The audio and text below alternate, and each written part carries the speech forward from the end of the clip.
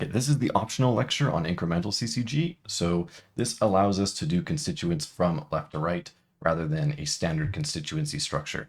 And this is cool for syntactic processing, but especially for computational implementations, because if you are speaking a sentence and a computer is trying to interpret what you're saying, it is getting words from first to last. It is building essentially an initial structure, and then perhaps depending on the system, it might then form into a typical constituency structure for semantic analysis. But as it receives words, it's going to also make predictions. So there's no reasons why predictions can't be put into incremental CCG. For example, if you hear the word the, well, you expect some sort of noun after it. So this could be forming a noun phrase while searching for a noun to the right, and then we can get the noun after. That would be different from, say, the NP hypothesis with typical constituency structure, where you would say that dog wants to form a noun phrase, but it's looking for a determiner to the left. So both of these will get us an NP in the end, but one of these accounts for left to right better than the other. And even in typical CCG, if you do believe in DP hypothesis or that the is the head, you might even choose to use that structure anyway. But in order to do this, we need some rules. And the first one is composition. This one is kind of like transitivity. So if you know any logic, you might say that if A becomes B and B becomes C, you can potentially take a shortcut and say that A becomes C, because if you were to draw these points, you'd be saying, well, I go from the first to the second and the second to the third, so why not just take the shortcut and go from the first to the third? And that's exactly what the composition rule is doing. It's saying, I want to become an X, but I'm looking for a Y to the right. And then to the right of it, you say, well, I'm going to become a Y, but first I need to find a Z. So we know that the Y is going to be formed eventually if it's a well-formed structure. So we can just cut out searching for the Y and say, well, this is going to be an X that is searching for a Z, and then everything's going to be okay. And it works the same way in the other order. So if you have X searching for Y to the left, and to the left of it you have Y searching for a Z to form itself, then we can just cut out this middle and say, well, actually we're an X looking for a Z to the left. Okay, so that is composition. Type raising is a lot more baked into semantics. So this might seem pretty abstract at first, but essentially if we have an argument or really anything X, what we can do is we can say, well, what we're going to do is we're going to hunt for the X. So we're going to take a Y searching for X to the right, and then, Y searching for X to the left. And then we're going to take that same thing, Y, and search for that whole Y left X to the right of it. So basically it converts an argument into a function or a function into another function. So this would make more sense if we had semantics, but you can take my word for it that this is going to be a very valuable tool, and we'll see it in action. The last one to make incremental processing work is called the Geach rule. And how you could think of this is if you're a Y looking for a Z to the right, we could break this up into like subcomponents. Like first of all, it's a Y looking for a G to the right, and that's also searching for a Z, which has a G to the right of it. So we call this rule G. I don't think there's any nice, real concrete analysis or what is it called, an analogy that I can make for this. But we will see this in action once towards the end, and it's going to be a little bit complex, but we'll be able to go through that. So these three rules are going to allow us to do different types of structures. So imagine we have the sentence, the boy will eat the cake. So this is the typical stuff that we learned on Tuesday. So the boy, the is a determiner. The boy is going to form an NP if it finds the determiner to the left. So this is our subject NP. And then will eat the cake. When you take a look at will eat the cake on its own, that just requires a subject. So it forms a sentence if it finds a noun phrase to the left. And eat the cake would work the same way because it's a transitive verb and it's already found an object. We treat will as an adjunct. So remember, all adjuncts are going to be of the form x left x or x right x. So essentially we're just doubling up on what we find. And then eat is going to be transitive. So it's searching for its object to the right and subject to the left. And then the cake is behaving just like the boy previously. So this has a very typical constituency structure, And if we were to do this in typical principles and parameters, then we'd be saying that this is a D and an N to form an NP. This is going to form a T bar at this stage. Will would be tense. Eat would be a verb phrase. Eat is the verb. And then everything else would look like this. But we can maintain the same constituency structure. Now, if we do this from left to right, things look a little bit different. We're going to have to use our different rules to do this. So first of all, we're going to use NP looking for N to the right on the, just because this allows our left to right processing work a little bit better. So we can use the typical analysis on this, the typical rules of function application. It's an NP looking for an N to the right, and that forms an NP. But will is interesting because will is considered an adjunct here, and it's going to take the same type as before. So all of our initial word categories are going to look very similar. It's the nodes that connect phrases that are going to look a little bit weird. So essentially, we need to find an SNP to the right, and that will form an SNP. But will is joining with something to the left of it.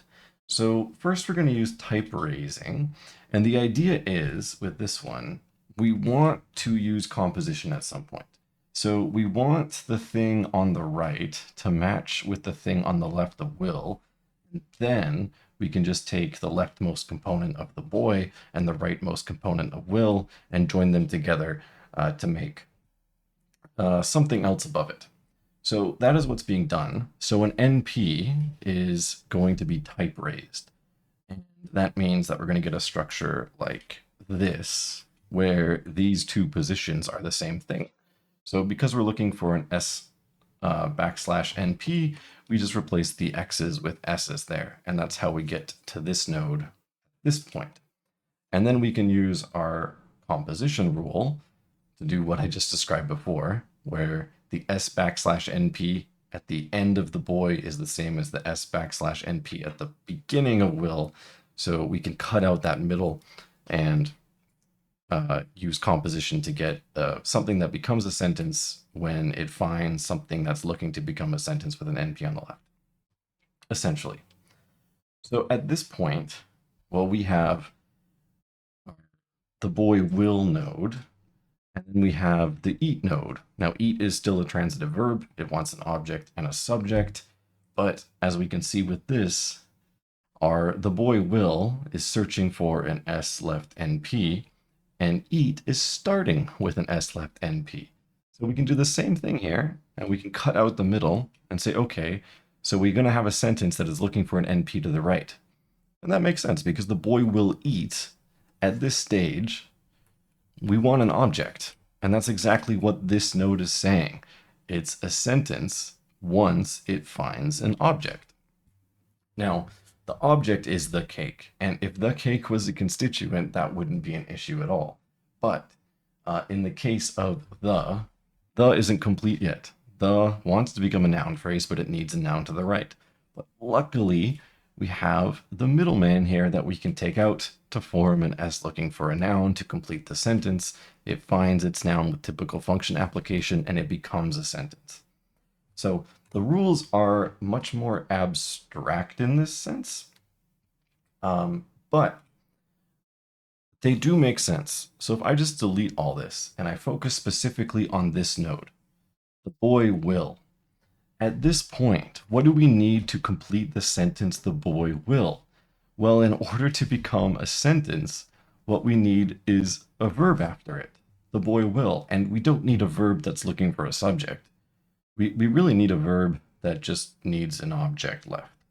So the transitive verb eat is looking for a subject and object, but we don't need a subject anymore. So we can cut out this point, and basically now we have the boy will eat, which just acts like a transitive verb that is looking for an object, which is what S looking for an NP to the right is. So these things do make sense. It's just that the method to get there is a little bit baked more in semantics and is a little bit more abstract. Now, the last thing I'll talk about, which is from the paper on Canvas, is relative clauses.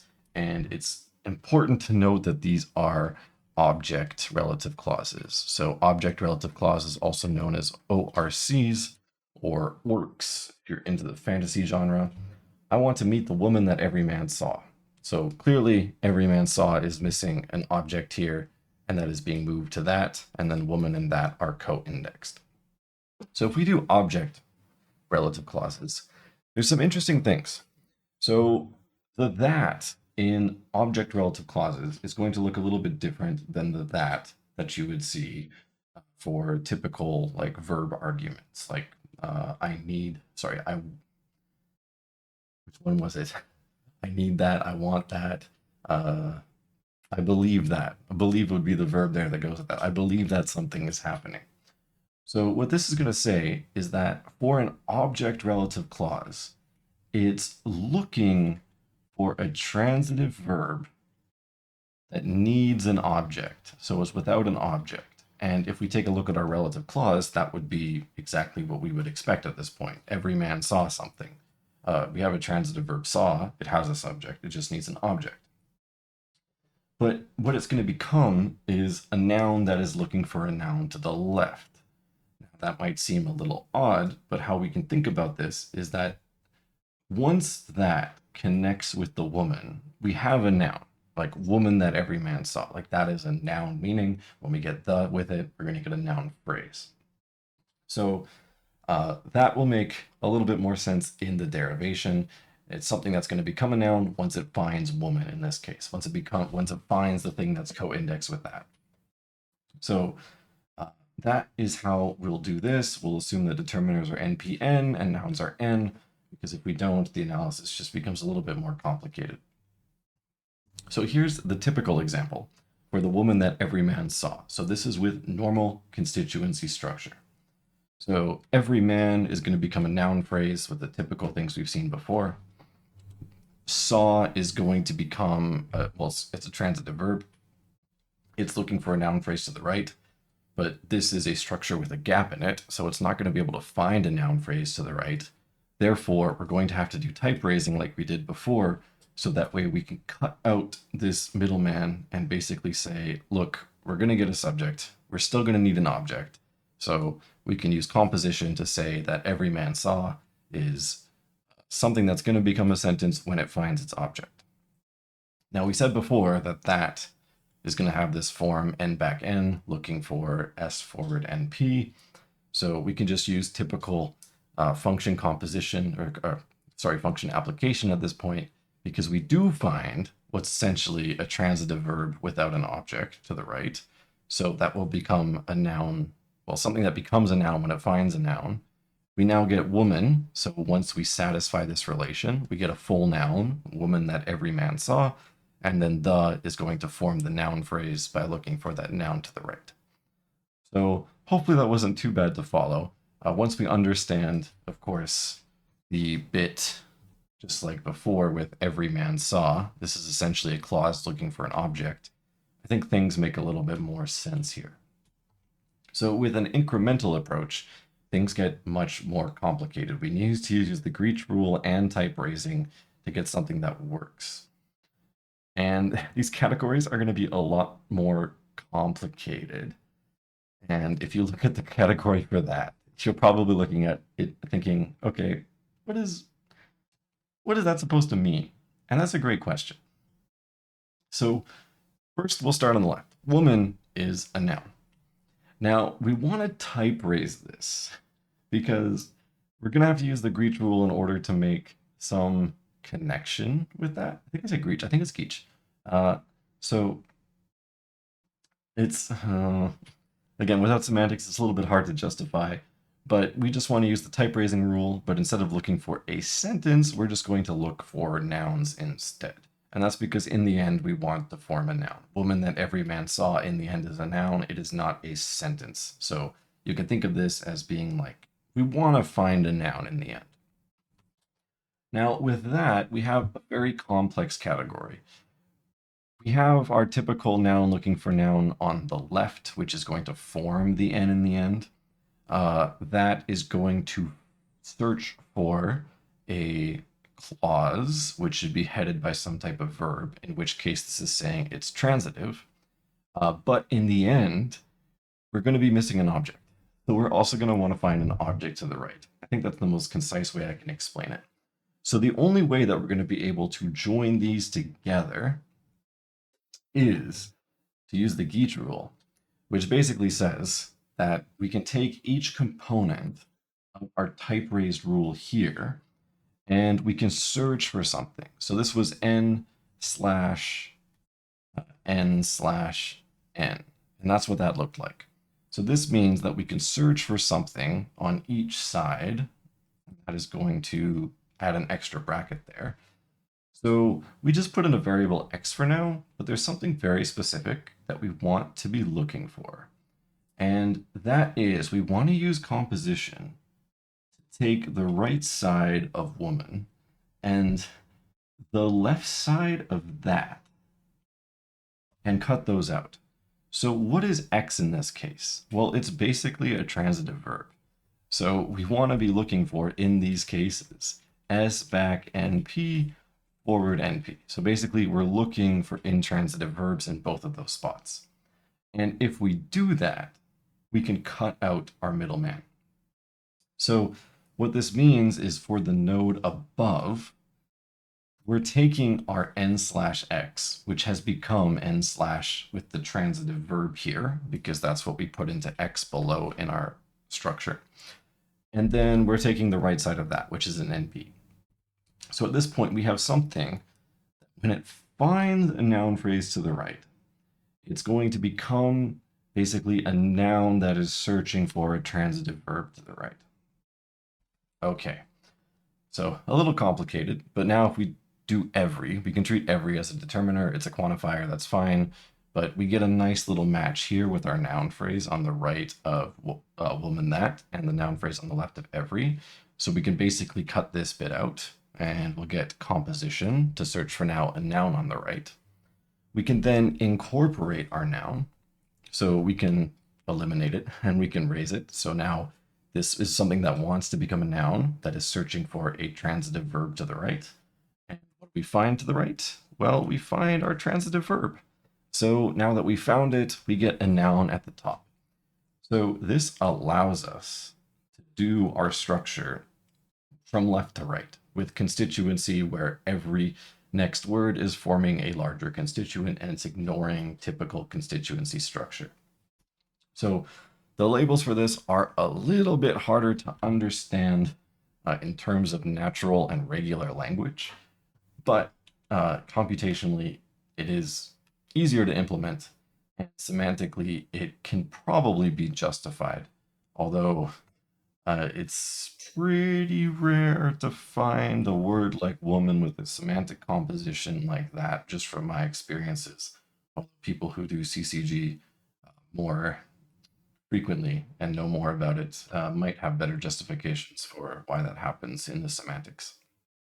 So that's really what I wanted to show you. I just want to talk about the general oddness of this, especially because subject relative clauses and object relative clauses are going to look slightly different, because in an object relative clause, we're missing an object. In a subject relative clause, we're missing a subject. So the directions of things that it's searching for will be different. But an issue that people might have is with the word that, because that is a complementizer, but depending on its position, it's going to take different forms. So in an object relative clause, it's taking this big mess, searching for an NP to the right, searching for a transitive verb to the right, and then searching for a noun to the left. Okay, and if we were to think about the semantic type of this, I just touched on this briefly on Tuesday, but this is something that would be searching for an entity. So basically E to E to E to T to E to E. So an entity that becomes an entity that becomes an entity that becomes a truth value that becomes an entity that becomes an entity. Okay, so semantically that's a little bit confusing compared to that, which would be in, let's say, the argument of a verb. So in the case of know that, with this that, it wants to become a complementizer phrase. It's searching for a sentence. So basically what's happening is it's taking a truth value, something that's true or false, and then it's converting it into an entity, which would then act as an entity for the verb, no. as its object. So that would be type T to E to E. And then the question arises, well, should the word that, which is a complementizer, doing essentially the same thing in both cases, should it really have different types depending on the sentence? Like, if structurally it's doing the same thing, it's the same word, it essentially has the same meaning, do we really want that to have different semantic interpretations and different categorical interpretations depending on what it's doing? So computationally, this works great, but as far as linguistic theories go, this might be a little bit questionable to some people. So that was the optional lecture on incremental CCG. We won't go any further with this. To be honest, this is about the limits of my knowledge in terms of the processing side of CCG. I'd be interested to see an actual application of this. There are CCG banks online, so if you are computationally inclined, you can do stuff with this. However, that is not my areas of expertise, but I just wanted to show this off because this is one of the nice traits of CCG in general, is that it can do this left to right processing that works a little bit better with actual syntactic processing and can be computationally implemented quite well. So if you have any questions about this, you can email me. I do know further resources on this. I just don't know them super well. So if you are interested, I can point you in that direction.